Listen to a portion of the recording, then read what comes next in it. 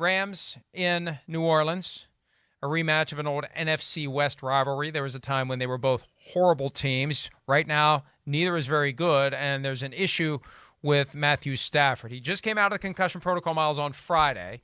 He exited the game in the third quarter for a concussion evaluation, and we never got an answer to whether or not he has a concussion. And as of last night, we had no answer. The team said that he will undergo tests on Monday, and he is not yet in the protocol. I mentioned last night on Football Night in America that the NFL Players Association is monitoring this situation, as they should, given that Stafford just came out of the protocol. I just don't get this. You either are in the protocol or you aren't. This isn't like an MRI on a knee where we need a day to let the swelling go down or we don't have the equipment available.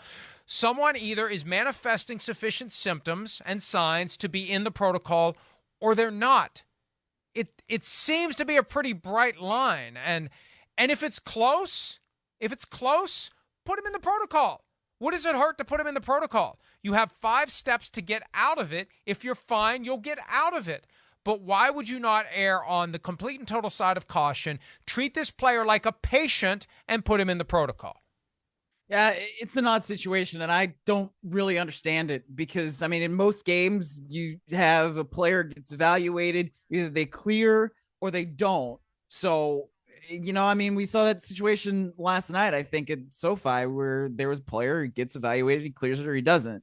That's something that happens in almost every situation. So if you didn't clear it, but you're not putting him in the protocol, I just don't quite understand what's going on there. And obviously they didn't put him back in the game, so at least there's that.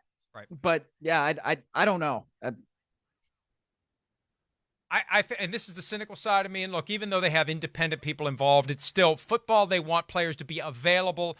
And Sean McVay doesn't want to have to go through practice this week without Matthew Stafford. They're playing the Chiefs in Kansas City this weekend. He wants Stafford there for Wednesday, Thursday, Friday practice, not working. I'm just saying. They're 3-7. I know. They got no offensive line. They're going to start another combination of offensive linemen. And I can't jive with that. Put him in the protocol. Then put him in the protocol. I'm trying to think of why they would try. Why are you delaying this? That's the only reason. I'm just saying. It's the only reason to delay it. Think of the patient, not the player, and put him in the protocol. I know, but they should. That's my point. So, he's. I mean, it's like he's effectively in the protocol, even though he's not in the protocol. But for some reason, they don't want to say that. I don't know. I don't get it. I just don't get it. But if you're not in the protocol, you can go to practice. You don't have to worry about getting through the 5 steps. You're not off to the side doing separate things. That's my point. That's the only thing I can think of as to why they wouldn't just put him in. But it takes time. I mean, I know. But it's the only. Yeah. I'm trying to think of why they don't just do it.